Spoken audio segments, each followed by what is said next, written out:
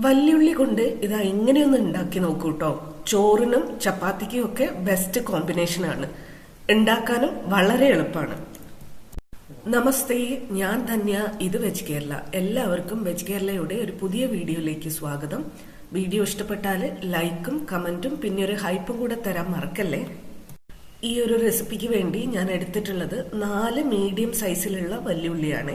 ഇത് സെർവ് ചെയ്യുന്നത് 1-2 table spoon ആ ഒരു അളവിലാണ്.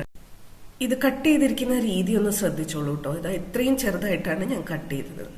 ഇനി ഈ വല്യുള്ളിയിലേക്ക് ഒരു 2 ടേബിൾ സ്പൂൺ ചതച്ച മുളക് ചേർത്ത് കൊടുക്കുന്നുണ്ട്. കൂടെ തന്നെ ഇതിലേക്ക് ഡ്രൈ റോസ്റ്റ് ചെയ്ത എള്ളും കൂടെ ചേർക്കുന്നുണ്ട്, ഒരു 1.5 ടീസ്പൂൺ. ചുമന്ന മുളക് പൊടി എരിവുള്ളത് ചേർക്കുന്നുണ്ട്, 1/4 ടീസ്പൂൺ. ഇനി ഞാനിവിടെ കടുകും ഉലുവയും എടുത്തിട്ടുണ്ട് ഒരേ അളവില്. അത് രണ്ടും ഡ്രൈ റോസ്റ്റ് ചെയ്തെടുത്തിട്ട് ഒന്ന് തരിതരിപ്പായിട്ട് ക്രഷ് ചെയ്തെടുത്തിട്ടുണ്ട്, ചതച്ചെടുത്തിട്ടുണ്ട്. ഇതിൽ നിന്ന് ഒരു 2 ടീസ്പൂൺ ഇതിലേക്ക് ചേർക്കുന്നുണ്ട് ഉള്ളിയുടെ കൂടെ. ഉലുവയുടെ കയ്പ് നിങ്ങൾക്ക് അത്ര പിടിക്കില്ല എന്നുണ്ടെങ്കിൽ 1 ടീസ്പൂൺ ചേർത്താൽ മതി. നിങ്ങളുടെ രുചിക്കനുസരിച്ചുള്ള ഉപ്പും കൂടെ ചേർത്ത് കൊടുക്കാം. നമ്മളിപ്പോൾ ചേർത്തിട്ടുള്ള പൊടികളും മസാലയും ഉപ്പും ഒക്കെ ഉള്ളിയുടെ എല്ലാ പീസസിലേക്കും പിടിക്കുന്ന പോലെ മിക്സ് ചെയ്ത് കൊടുക്കാം, ഇതുപോലെ. ഇനി ഒരു പാൻ മീഡിയം ഫ്ലെയിമിൽ വെക്കാം. ഒരു കുഴിവുള്ള പാത്രമായിരുന്നാൽ നന്ന്. ഇതിലേക്ക് ഒരു 100 മില്ലി എള്ളെണ്ണ ചേർത്ത് കൊടുക്കാം. എണ്ണ ചൂടാകുമ്പോൾ അതിലേക്ക് കടുക് 1 ടീസ്പൂൺ, ഉലുവ 1/4 ടീസ്പൂൺ, ഇത്രയും ചേർത്ത് കൊടുക്കാം. ഈ സ്റ്റെപ്പിൽ വേണമെങ്കിൽ ഉലുവ ഒഴിവാക്കാം, നമ്മൾ നേരത്തെ പൊടി ചേർത്തിട്ടുണ്ടല്ലോ. കടുക് പൊട്ടി തുടങ്ങുമ്പോൾ അതിലേക്ക് പൊടിയായിട്ട് അരിഞ്ഞ വെള്ളുള്ളി ചേർത്ത് കൊടുക്കാം, 1 ടേബിൾ സ്പൂൺ. ഇത് വേണമെങ്കിൽ ഒഴിവാക്കുകയും ചെയ്യാം കേട്ടോ, ഓപ്ഷണലാണ്.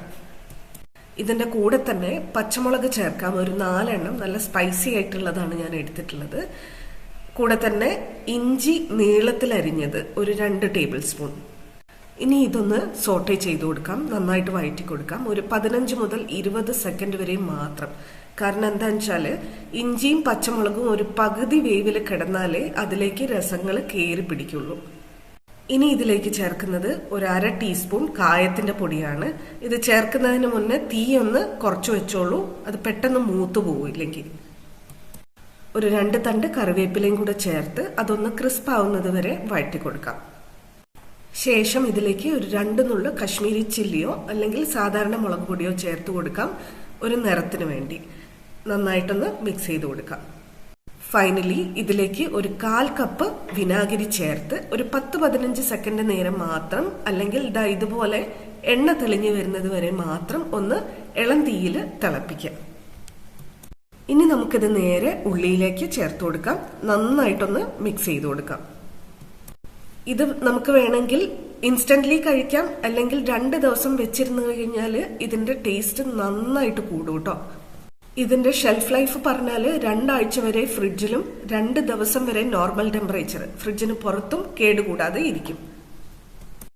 ഇതിന് വല്യുള്ളി അച്ചാറെന്ന് വേണമെങ്കിൽ വിളിക്കാം, കാരണം കൂട്ടുകളൊക്കെ ഏകദേശം അതുപോലെയാണ്. പക്ഷെ ഇതില് സാധാരണ അച്ചാറ് പോലെ മുളക് പൊടിയുടെ ഓവർ പവറിങ് ടേസ്റ്റ് ഇല്ല. ആർക്ക് വേണമെങ്കിലും കഴിക്കാം. അപ്പൊ എല്ലാവരും വീട്ടിൽ ഇത് ട്രൈ ചെയ്ത് നോക്കിയിട്ട് ഫീഡ്ബാക്ക് പറയൂ കേട്ടോ. ചോറിന്റെ കൂടെയും ചപ്പാത്തിയുടെ കൂടെയൊക്കെ ബെസ്റ്റ് കോംബോ ആണ്. Thank you for watching. Dhanya from veg Kerala.